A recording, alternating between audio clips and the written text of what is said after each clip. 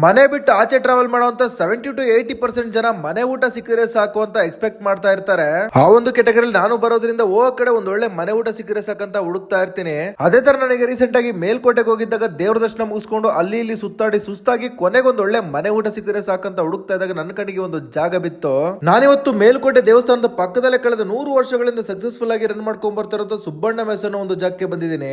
ಇಲ್ಲಿ ಸುಮಾರು 100 ವರ್ಷಗಳ ಹಿಂದೆ ಸುಬ್ಬಣ್ಣ ಅವ್ರ ತಂದೆ ಆಗಿರುವಂತ ನಾಗಪ್ಪ ಅವರು ದೇವಸ್ಥಾನದ ಪುಳಿಯೋಗರೆ ಅನುಸರಿಸಿ ಒಂದು ಹೋಟೆಲ್ ನ ಶುರು ಮಾಡಿದ್ರಂತೆ. ಈಗ ಅದೇ ಪುಳಿಯೋಗರೆ ಜೊತೆಗೆ ಒಂದು 140 ರೂಪಾಯಿ ಮೀಲ್ ಅಂತ ಇಂಟ್ರೊಡ್ಯೂಸ್ ಮಾಡಿದ್ರೆ ಇದರಲ್ಲಿ ಒಂದು ರೀತಿಯ ಸ್ವೀಟು, 3 ರೀತಿಯ ಪಲ್ಯ, ಚಪಾತಿ, ವೈಟ್ ರೈಸ್, ಉಪ್ಪು, ಉಪ್ಪಿನಕಾಯಿ, ರಸಂ, ಮಜ್ಜಿಗೆ ಅಂತ ಬಾಳೆ ಎಲ್ಲ ತುಂಬಾ ಐಟಮ್ ನ ಕೊಡ್ತಾರೆ. ಬಟ್ ಇದ್ಯಾವುದು ಕೂಡ ಅನ್ಲಿಮಿಟೆಡ್ ಅಲ್ಲ, ಎಲ್ಲ ಕೂಡ ಲಿಮಿಟೆಡ್ ಆಗಿರುತ್ತೆ. ಬಿಕಾಸ್ ತುಂಬಾ ಜನ ಊಟನ ವೇಸ್ಟ್ ಮಾಡ್ತಾರೆ ಅನ್ನೋ ಕಾರಣಕ್ಕೆ ಎಲ್ಲಾನು ಲಿಮಿಟ್ ಮಾಡ್ಬಿಟ್ಟಿದ್ದಾರೆ. ಇನ್ನು ಟೇಸ್ಟ್ ವಿಚಾರಕ್ಕೆ ಬರೆದ್ರೆ ಒಂದೊಳ್ಳೆ ಸಾತ್ವಿಕವಾಗಿರುವಂತ ಮನೆ ಊಟ. ಬಟ್ ಪ್ರೈಸ್ ಬಗ್ಗೆ ಹೇಳಿದ್ರೆ ಸ್ವಲ್ಪ ಕಾಸ್ಟ್ಲಿ ಅನಿಸ್ತು. ಬಟ್ ಕೊಡೋ ಕಾಸ್ಗೆ ಸಫಿಶಿಯಂಟ್ ಆಗಿ ಕೊಡ್ತಾರೆ, ಏನು ಮೋಸ ಇರಲ್ಲ. ಸೊ ನೀವೇನಾದ್ರೂ ಇಲ್ಲಿ ವಿಸಿಟ್ ಮಾಡಿದ್ರೆ ನಿಮ್ಗೆ ಏನ್ ಅನಿಸ್ತು ಅನ್ನೋದನ್ನ ಕಮೆಂಟ್ ತಿಳಿಸಿ. ಇದೇ ತರ ಕಟ್ಸ್ಕೊಳ್ಳೋ ಫುಡ್